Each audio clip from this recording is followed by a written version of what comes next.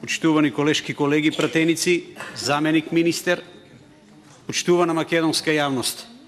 Денес дебатираме околу предлог на закон за изменување и дополнување на законот за градење, не за крадење, него законот за градење, по скратена постапка.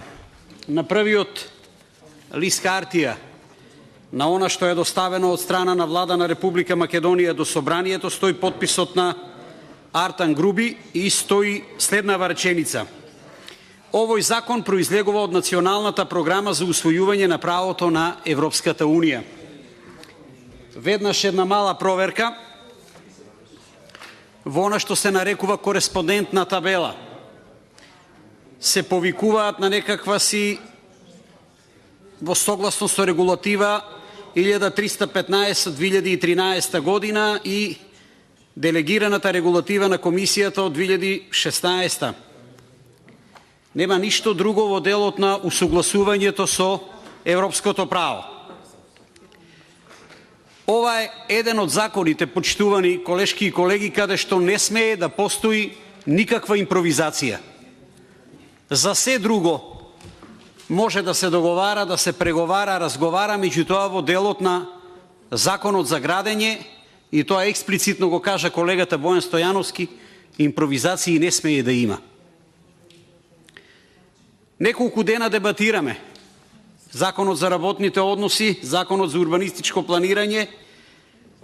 Во основата на овој закон, предлог закон стои дека целта е да се овозможи ефикасна изградба и ставање во употреба на државни патишта како градби, чија изградба е предвидена со законот за утврдување на јавен интерес и номинирање на стратешки партнер. А во она што е како начала поставено, стои дека законот се заснива на економичност и ефикасност. Додека во претходниот предлог на закон за урбанистичко планирање стоеше рационализацијата и поедноставувањето, односно флексибилноста, сега се користат два економски термини. Тоа се економичност и ефикасност. Ако при тоа се мисли на предвремената исплата на милионски суми на пари, дека тоа е нешто најблиско до економичност и до ефикасност, тогаш јас не можам со тоа да се сложам дека има било какво подобрување, односно во делот на економичноста и на ефикасноста. Исто така, стои дека основните решенија се во насока на прецизирање на начинот на проектирањето, ревизијата, изградбата, надзорот на изградбата и запишувањето на предметните градби. И сега да видиме согласно членовите како е тоа дефинирано. Ако во член 1 се дефинираат градбите од стратешки интерес во кои што се државните патишта, железничките пруги и магистрални гасоводи, како и други градби кои се реализираат како стратешки инвестициони проекти, во потполно се сложувам со колегата Стојановски дека отвара врата да во иднина владата на Република Македонија сама си носи одлука на кој објект ќе му даде титулар стратешки. Значи сама влада може да оцени за било кој проект во иднина дека станува збор од стратешки национален интерес. Но она што е најважно за македонската јавност, во членот 2, веднаш по членот 2б се додава нов член, 2в, кој што гласи дека изградбата на градбите од стратешки интерес се врши врз основа на урбанистички проект. За градби од стратешки интерес одобрен согласно законот за урбанистичко планирање. Еве го, почитувани мои колешки и колеги, линкот со законот за урбанистичко планирање, каде што стои тој урбанистички проект кој што сега зазема централно место. Значи, ништо не е поважно од тој урбанистички проект согласно законот за урбанистичко планирање. Ете го линкот помеѓу овие две законски решенија. За мене, и тогаш кажав и сега, само бегање од можноста за ревизија и работа под контрола. Значи едноставно работа без компас, работење на диво. За почитуваната македонска јавност да знае, за градбите од стратешки интерес, кои што беа дефинирани во членот 1, кои се тие градби, не се применуваат одредбите од овој закон кои се однесуваат на следното. Постапките на одобрување на идеен проект.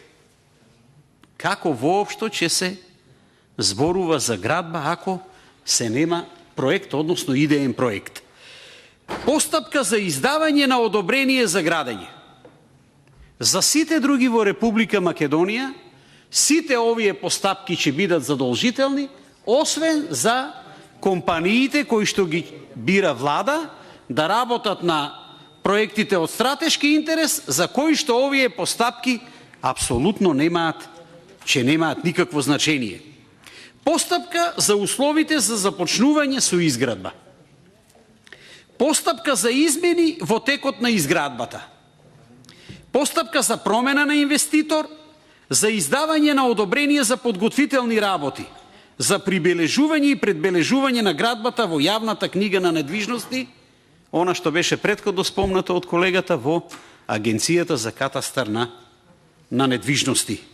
Исто така, она постапка со која што е дефинирано рокот за изградба, за формирање на одлагалиште на земјиштето и така натаму, сето тоа се постапки кои што веќе нема да имаат никакво значење за оние компании кои што ќе работат на оние градби од стратешки интерес. За сите други секако дека ќе важат. На крајот сакам само да спомнам два збора кои што се многу битни од досегашното искуство во делот на она што значи градење од страна на влада. Едниот е анекс на договор. Анекс на договор кој што значи дополнителен прилог кон некој правен документ. А ние анексот на договорот го видовме во она што значи сгрешена траекторија, па не е сгрешена траекторија, кога анексот не чинеше ни повеќе ни помалку 200 милиони. Значи, со други зборови, анексот добија едно друго значење и вториот збор е prepaid, бидејќи се направи прелаз од анекс договорот кон prepaid, а prepaidот значи услуги кои што се унапред платени. Тоа го видовме во овој случај со компанијата Бехтел и Енка, каде што се исплатене милионска сума на пари.